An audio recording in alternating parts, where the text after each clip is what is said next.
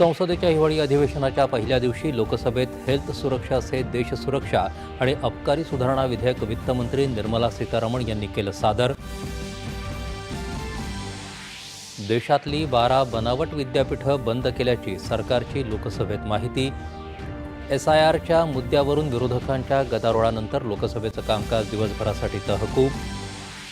या अधिवेशनात लोकसभेत वंदे मातरमवर 10 तासांची विशेष चर्चा होणार. पंतप्रधान चर्चेत होणार सहभागी.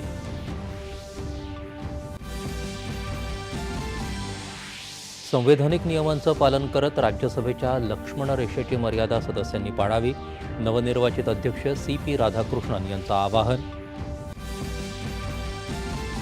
संसदेचं हिवाळी अधिवेशन देशाच्या प्रगतीला गती देईल, पंतप्रधानांचा विश्वास.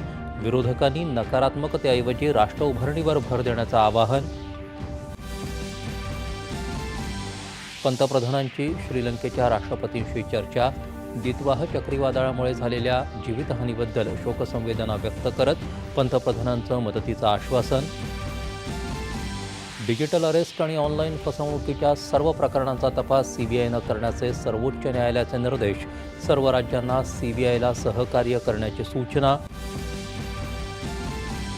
वक्फ सुधारणा कायद्याअंतर्गत मालमत्तांची नोंदणी करण्याच्या 6 डिसेंबरपर्यंतच्या मुदतीला वाढ देण्याची मागणी करणाऱ्या याचिका सर्वोच्च न्यायालयानं फेटाळल्या. आर्थिक आघाडीवर भारताचा ध्वज उंचावर. परदेशी गुंतवणुकीत वाढ. GST संकलन आणि UPI व्यवहारातही लक्षणीय वाढ.